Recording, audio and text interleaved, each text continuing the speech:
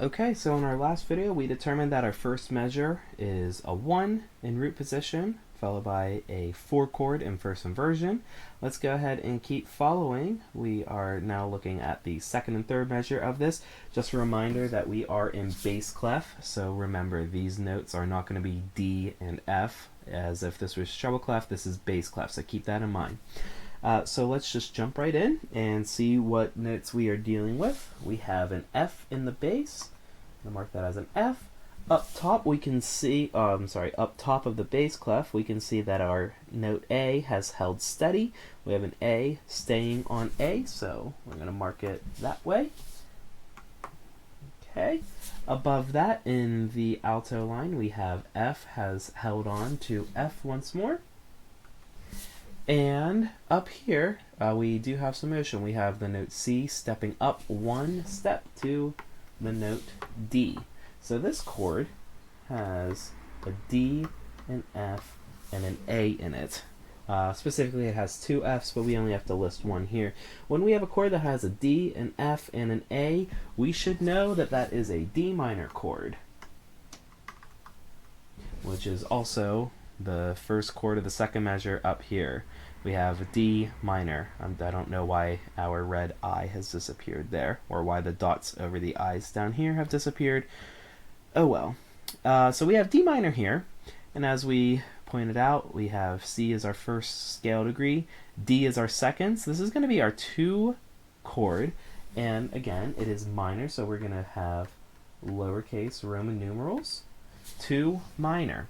However, let's look at this. So D minor is our chord, which means our root is D.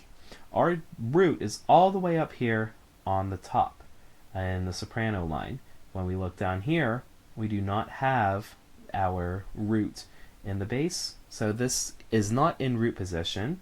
This is going to be, similarly to our F chord, it is a 2-6 chord, and that's how you would say it. This is a 2-6 chord because it is in first inversion.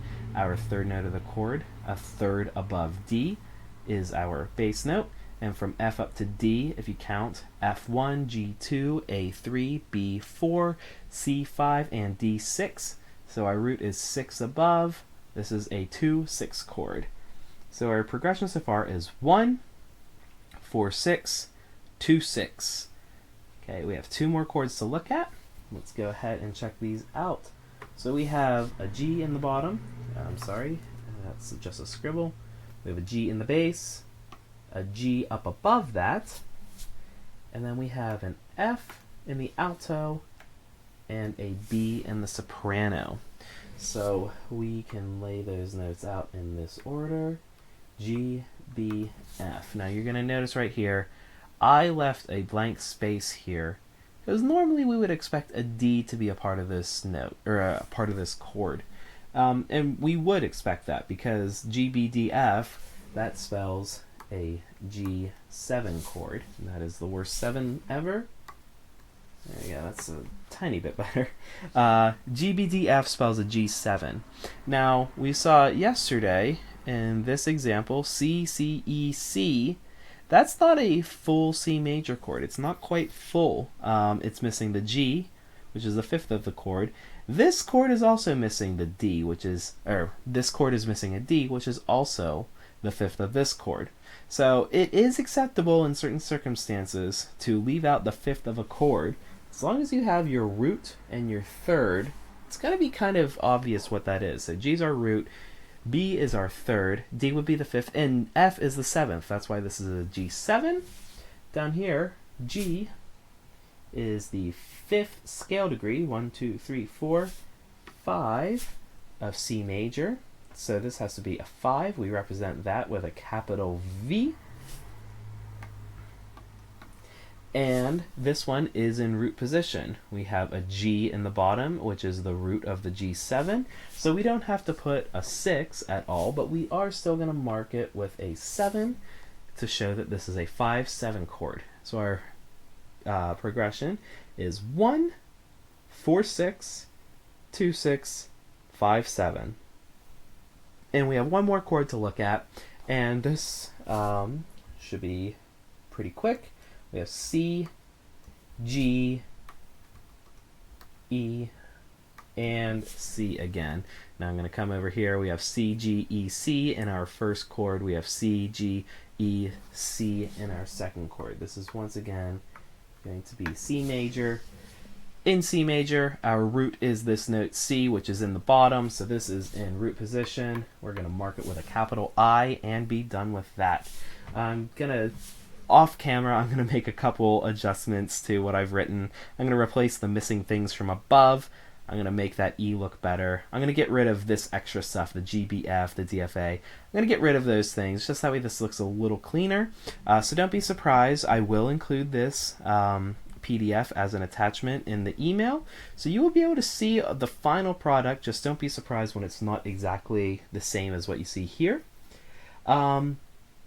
So now that we have the entire progression done and labeled, let's go ahead and say what everything is. So we have, again, a 1 chord, and this is in root position. Our 4 chord comes next, and it's in first inversion. We have a 2 chord in first inversion. We have a 5, 7, and this is in root position because the root G is in the bass. And we close out exactly how we start with a 1 chord in root position. 1, 4, 6, 2, 6, 5, 7, 1. That's how we would say it shortly in music theory terms. Let's go over to finale one more time and give this a listen. Oh, there we go. Here is Chorale 2.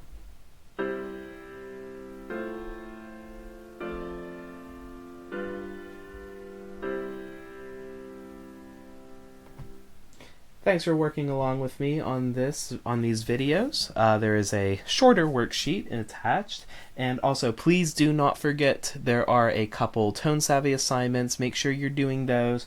I know I am behind on grading. That really bothers me all the time, but your tone savvy assignments, they are always going to be a grade for participation / completion. Make sure you're completing those today so that way you can get full credit. As always, let me know if you need any extra help.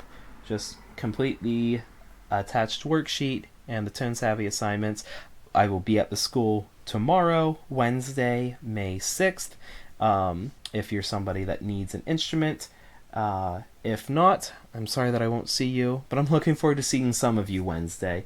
Everybody, I hope that you have a fantastic day. Happy Cinco de Mayo, and I will talk to you tomorrow.